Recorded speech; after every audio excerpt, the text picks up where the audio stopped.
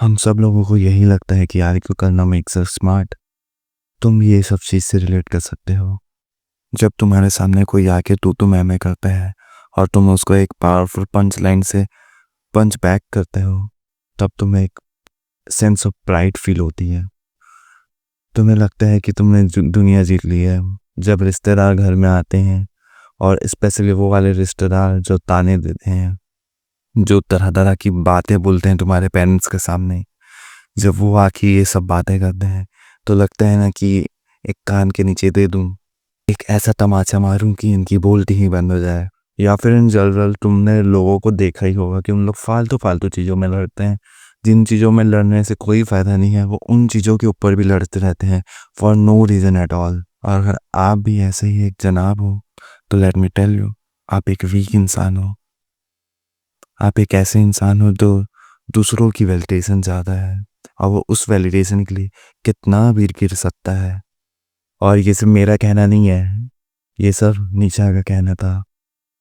और इससे पहले आपकी कमेंट्स में जाके मुझे गालियाँ देना शुरू कर दें या नीचा को गाली देना शुरू कर दें, let me explain you why he said that. He who fights with monster should be careful lest be thereby becomes a monster. ये कहना था नीचा का in the book beyond good and evil. इस कोट से ही नीचा का मतलब ये था कि जब आप लोगों से झगड़ते रहते हैं, जब आप लोगों को फालतू में गालियां देते रहते हैं, या फिर फॉर सम रीज़न तुम उनसे झगड़ते हो, गालियां देते हो एंड ऑल, और तुम उन्हें वैलिडेट करते हो, तो धीरे धीरे तुम उनकी तरह ही बनते जाते हो। जब एक बुली को आंसर किया जाता है बुली से, तो तुम भी एक बुली बन जाते हो। जस्ट रिमेंबर, वो जीत ही क्या, जिसको जीतने के लिए तुमने खुद को ही खो दिया। अगर तुम अपने सामने वाले की तरह ही बन गए, अगर तुम अपने दुश्मन की ही तरह बन गए और तुमने उसको हरा दिया, for you but for world, वो जीत चुका है। उसने तुम्हें अपने जैसा बना लिया, and you are in illusion, you are in delusion कि तुम जीत चुके हो। But it's not like that. असली जीत तो वो होती है जिसमें तुमने सामने वाले को अपने जैसा बना दिया। तू मुझसे लड़ेगा ही क्या जब मैंने ही तुझे अपने जैसा बना दिया। जीत तो मेरी होगी।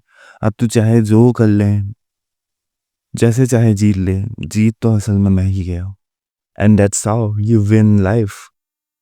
अगर तुम दूसरों को हराते हराते खुद दूसरों की तरह बन गए, तो इसको जीतना नहीं कहते, इसको हारना कहते हैं। तो make sure you are keeping two hands distance from the enemies ideology, वरना तुम भी उसके जैसे ही बन जाओगे। नीचा ने एक कॉन्सेप्ट दिया था द लास्ट मैन का।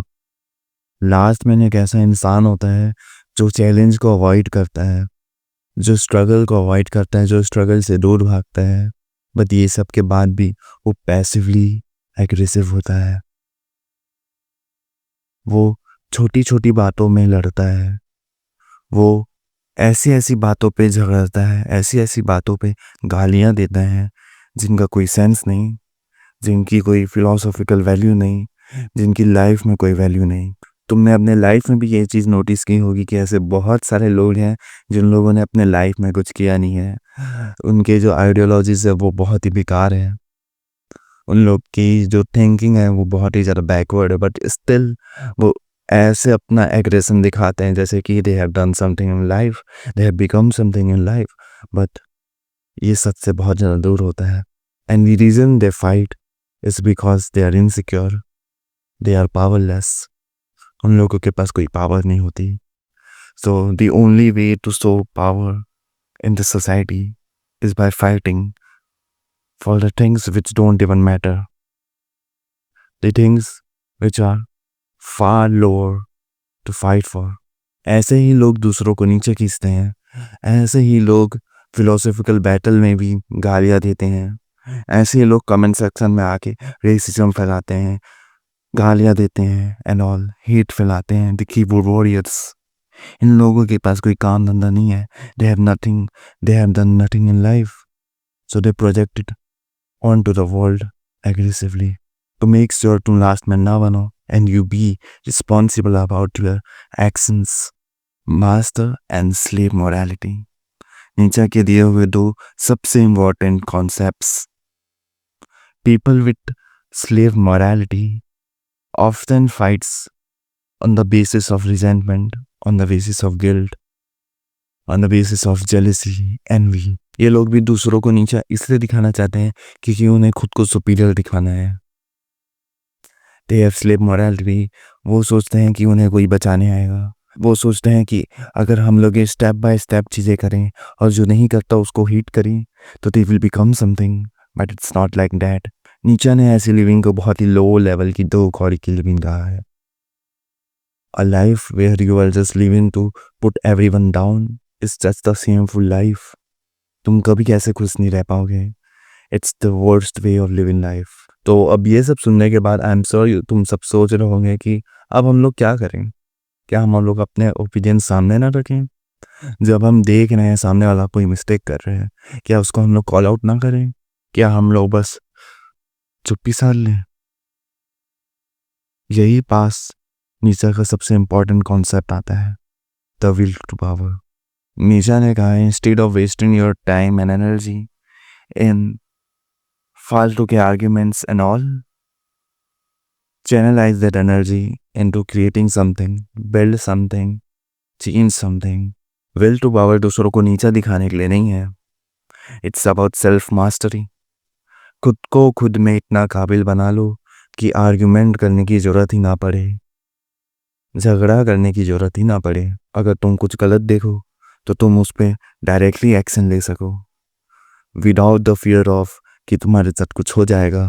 Become that much powerful, become that much wise, that you are able to take action, not just don't just react on things, think deeper। सोचो गहराई से। जो तुम्हारे सामने प्रॉब्लम है, जो तुम्हारे सामने सिचुएशन है, उसके बारे में गहराई से सोचो, थिंक डीपली, और फिर उसके ऊपर रिएक्ट करो। फिर अपने वर्ड्स को चूज करो। Choose your words wisely. तुम एक बहुत बड़ी लड़ाई को रोक सकते हो just by choosing the right words. Be powerful, take control of your life, take control of the situation, and you will find कि तुम्हें आर्ग्यूमेंट करने की ज़रूरत ही नहीं पड़ी। तुमने जस्ट अपने विल टू पावर से, तुमने अपनी इनर ड्राइव से ही सब कुछ रिजॉल्व कर दिया। And congratulations, you have won the battle.